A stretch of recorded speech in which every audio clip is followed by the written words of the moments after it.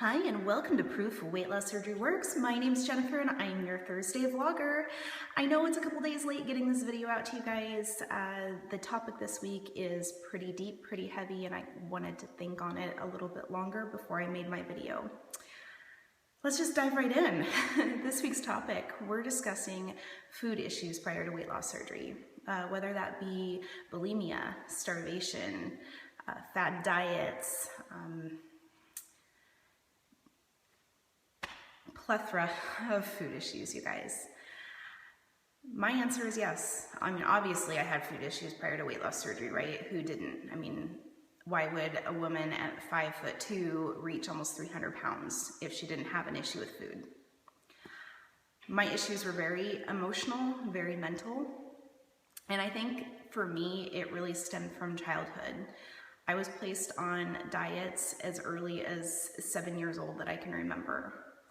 I remember going to the babysitter's house where I mean, there was about 10 kids there, and the babysitter would make everybody grilled cheese sandwiches and top ramen, and they would be having their, everybody will be having their lunch, and here I am with dry tuna fish on dry toast. Yeah, very early on, I was made to feel excluded, and Little did my parents know that's exactly how they were making me feel. They were making me feel excluded from the group, and even though I was a little chunky as a kid, I was never really obese, so I don't understand why they worried about it. I mean, instead of putting me on fad diets as a kid, and that was a fad diet. That was actually the Kaiser Hospital diet, which is great for an adult. Dry tuna, less calories, right? Half a grapefruit, it's okay. But for a 7-year-old kid, that's ridiculous. It's really kind of played a mental mind fuck with me the rest of my life. It's led me,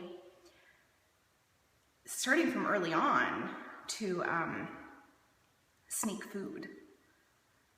It kind of forced me into that situation. I mean, I was still hungry and asked for an apple. I couldn't even have an apple. It's a healthy choice. The kid, you're growing, you're hungry. Give the freaking kid an apple. But no, I couldn't even have that. So, I waited until they went to bed and I would sneak food at night. And I still sneak food at night. Just out of habit. I mean, you start that at 7 years old. I don't need it. I'm not hungry, but it's that fixation that I've got to have it. I don't know how to completely get rid of that mental mind fuck that they left me with, but I'm working on it. I mean, that just leads into nighttime snacking is what, a lot of people call it, and I guess it falls under that category for me too. It's definitely a nighttime snack because it's not a planned meal for me. But I do it out of habit because I felt like it was a necessity at the time. It was a necessity for me to sneak food at night because I was so fucking hungry.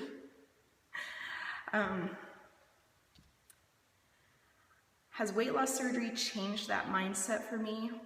I wish I could say yes, but no, it hasn't. Weight loss surgery changed my stomach. It did not change anything to do with my mind. My mind is exactly the same way. Do I eat healthier? Yes, I do. I don't like to feel sick, and I don't like to feel deprived either. I make a plan, and I stick with my plan. My husband knows about my sneaking habits, and he will call me out on it.